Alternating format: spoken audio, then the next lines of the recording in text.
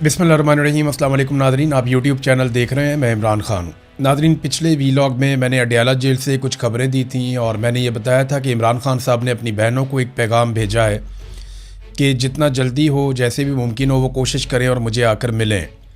ये इमरान ख़ान साहब कोशिश कर रहे हैं क्योंकि उनका कोई पैगाम बाहर नहीं पहुँच रहा और वो किसी और पर भरोसा भी नहीं कर सकते। इमरान ख़ान साहब को अपनी बहनों पर भरोसा है और बहुत सारी जगहों से वो धोखा भी खा चुके हैं। बुशरा बीबी की सूरत हाल भी मैंने आपको बताई थी। अब मुझे बहुत सारे लोगों ने रब्ता किया जनाब कि ये ख़बर आपको कैसे मिली। तो मेरी आप सबसे गुजारिश ये है कि सोर्स मैं आपको नहीं बता रहा, लेकिन ये ख़बर 100% ठीक है और जो बुशरा बीबी की हालत मैंने आपको बताई है वो उससे भी बहुत बदतरीन है जो मैंने आपके सामने रखी। हाँ, इमरान ख़ान साहब फ़िज़िकली बहुत फ़िट हैं और वो अपनी वर्जिश भी करते हैं। उन्होंने अपने आप को किसी ना किसी तरह मजबूत रखा हुआ और वो ज़हनी तौर पे इमरान ख़ान साहब ने अपने आप को आमादा किया है कि उन्हें लंबा अरसा भी अगर जेल में रहना पड़ा तो वो रहेंगे। उन्होंने अपने आप को जेल में खासा मजबूत रखा हुआ है, लेकिन उनकी आंख का मसला बहुत सीरियस है और उसकी वजह से इमरान ख़ान साहब परेशान भी हैं। अब जो इमरान ख़ान साहब और उनकी अहलिया चाहते हैं वो ये नहीं चाहते कि उनको जेल से बाहर निकाल दिया जाए। उन्होंने ऐसा कोई मुतालबा या कोई ऐसी बात भी नहीं की। वो सिंपल एक बात करते हैं कि जो इंसानी हुकूक हैं या जो कैदियों को हुकूक मिलते हैं जेल में, वो हकूक़ सिर्फ हमें दे दिए जाएं और कुछ नहीं चाहिए। अब वो इस बात को जानते हैं कि वो इतनी जल्दी छूट कर बाहर आने वाले नहीं हैं, क्योंकि इमरान ख़ान साहब को उसके लिए एक डील करनी पड़ेगी और किसी भी ज़िल्लत अमेज़ डील के लिए वो तैयार नहीं है। हाँ, वो कुछ फेस सेविंग दे सकते हैं और पाकिस्तान की खातिर आगे बढ़ सकते हैं, लेकिन दूसरी जानिब जो है वो आसिम मुनीर हैं और आसिम मुनीर के अंदर जो खौफ है वो आपको दिखाई दिया उस वक्त जब आसिम मुनीर साहब ने इस्तिस्ना ले लिया कि ताहयात मेरे पास इस्तिस्ना है और मेरे ऊपर कभी भी कोई कानूनी कार्रवाई नहीं हो पाएगी। अब एक नई ऑफ़र दी गई पाकिस्तान तहरीक इंसाफ को, ये ऑफ द रिकॉर्ड भी दी गई। फैसल वाडा ने ऑन द रिकॉर्ड भी आकर कह दिया कि आप खैबर पख्तूनख्वा का बजट पास करवा दें, हम आपकी इमरान खान से मुलाकात करवा देंगे। खैबर पख्तूनख्वा का बजट पास करवाना ये कोई इतनी बड़ी बात नहीं है एस्टेब्लिशमेंट के लिए, वो डंडे मार मार के भी करवा सकती है। इससे पहले उन्होंने चीज़ें करवाई भी हैं और उन्हें अपने सामने कोई बहुत बड़ी मुज़ामत नज़र भी नहीं आ रही।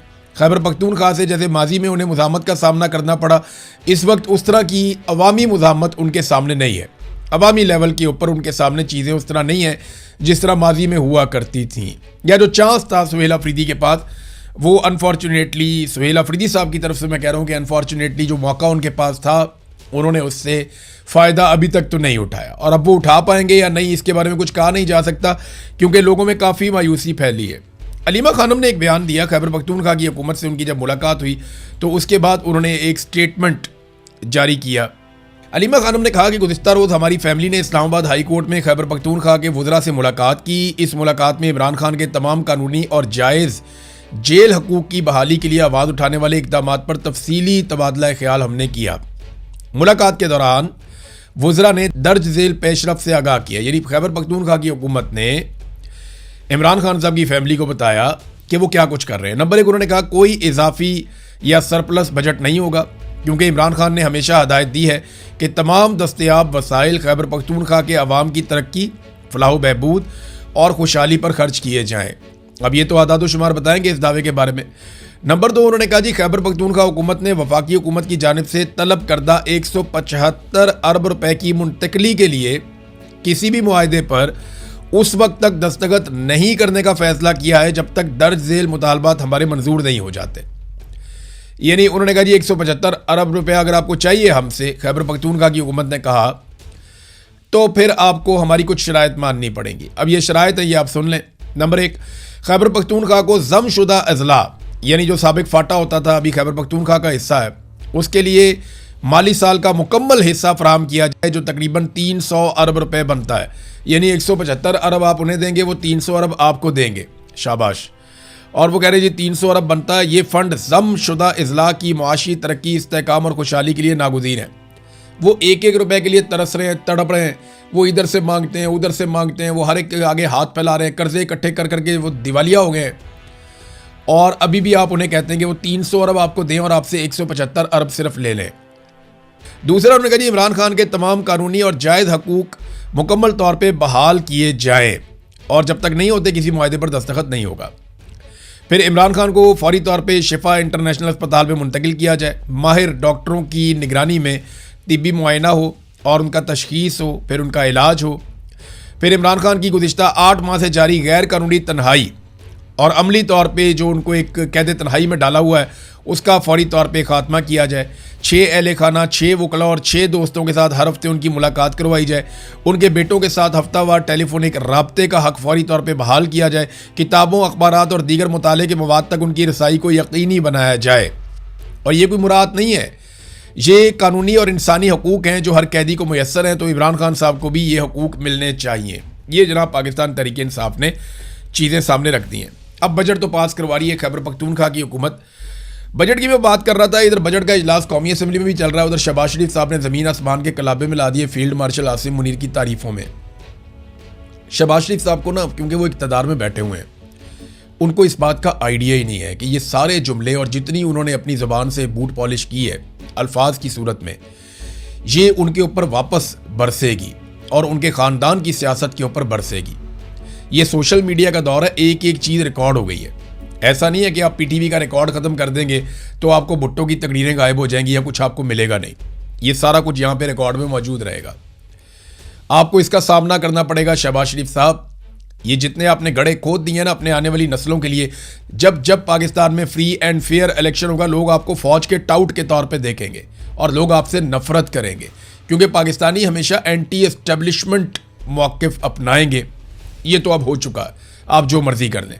उधर उल्टे सीधे शेर भी पढ़ दिए शहबाज शरीफ साहब ने, टका के जूते पॉलिश किए। ये चीज़ें इनके सामने आएंगी, इनको आइडिया नहीं, और जो असल काम है करने वाला वो ये करते नहीं है, और जो काम इनके करने वाला नहीं है वहाँ पे ये आगे बढ़ बढ़ के चौधरी बनते हैं। अभी अमेरिका ने और ईरान ने दोनों ने इनको फारिग करवा दिया।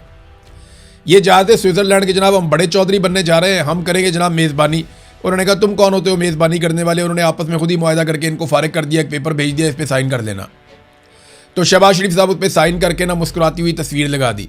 और भाई उधर जंग हुई है, उधर बड़े बुरे हालात हैं, डोनाल्ड ट्रंप भी परेशान है, ईरान भी परेशान है, और ये बीच में भगड़े डाल रहे हैं कि जनाब हमने बहुत बड़ी कार्रवाई डाल दी है, हमने जंगे अजीम रुकवा दी है। देखें, आपकी एफर्ट बड़ी अच्छी थी, आपने कोशिश बड़ी अच्छी की, लेकिन आपने पाकिस्तान में क्या किया?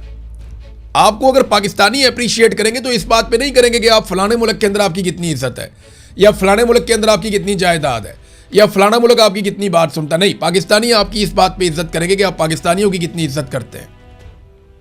वो आपकी इस बात पे इज्जत करेंगे या तारीफ करेंगे कि आपने पाकिस्तानियों के लिए क्या किया। टके का काम इन्होंने पाकिस्तानियों के लिए नहीं किया। ये जो मुआहदा हुआ है अमेरिका और ईरान के बीच में, नाज़रीन, ये भी इस वक्त खतरे में है। मैं आपको उसका रीज़न बताता हूँ।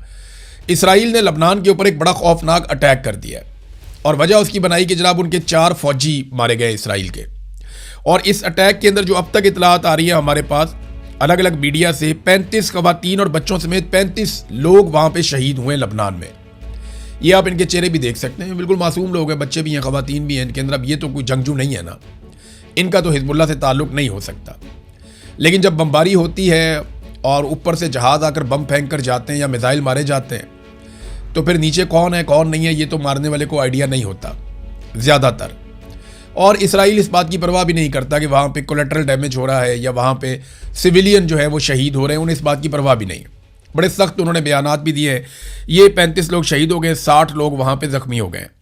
अब ईरान जो है वो शदीद गुस्से में। कुछ इतलात के मुताबिक ईरान ने वहाँ पे आबने हुर्मुज़ की एक मरतबा फिर बंदिश भी की है।